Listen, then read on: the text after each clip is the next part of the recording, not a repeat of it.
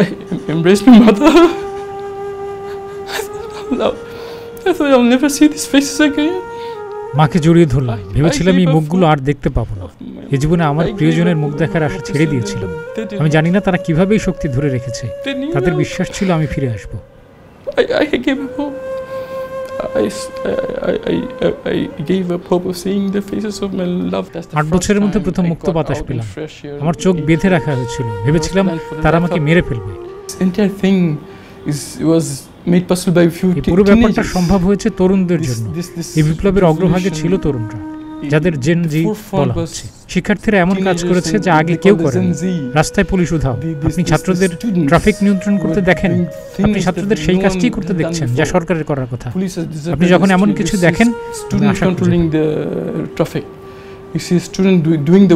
যখন আমাকে ধরে নিয়ে যাওয়া হয়েছিল, ভেবেছিলাম তারা আমাকে একটি ফৌজদারি মামলার জন্য নিয়ে যাচ্ছে। ভেবেছিলাম এটি একটি সাধারণ নাটক। পুলিশ যা করে, তারা সাধারণ পোশাকে এসেছিল। তাদের বলেছিলাম যে আমি একজন আইনজীবী, আপনারা আমাকে কেন নিয়ে যাচ্ছেন? আমাকে নিয়ে যাওয়ার আগে গ্রেপ্তারি পরোয়ানা দিতে হবে। তারা বলেছিল আপনাকে আমাদের সাথে আসতে হবে এবং আমরা আপনাকে একদিন ফিরে দেব।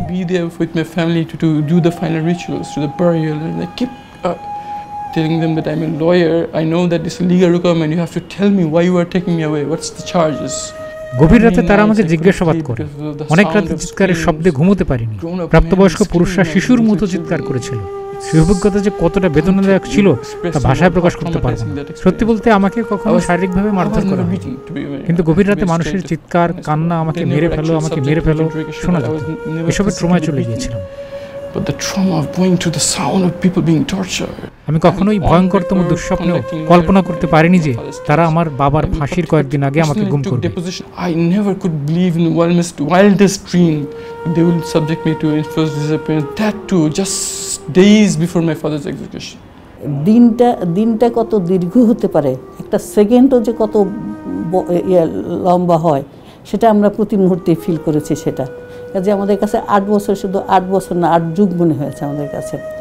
এবং সেটার ব্যাপারে আমাদের যে যারা এভাবে মানুষের মৌলিক থেকে বঞ্চিত করে রাখে এবং মানুষের ন্যায়সঙ্গত অধিকারগুলো থেকে বঞ্চিত করে, তাদের একটা উপযুক্ত হওয়া দরকার, হ্যাঁ, বিচার হওয়া উচিত।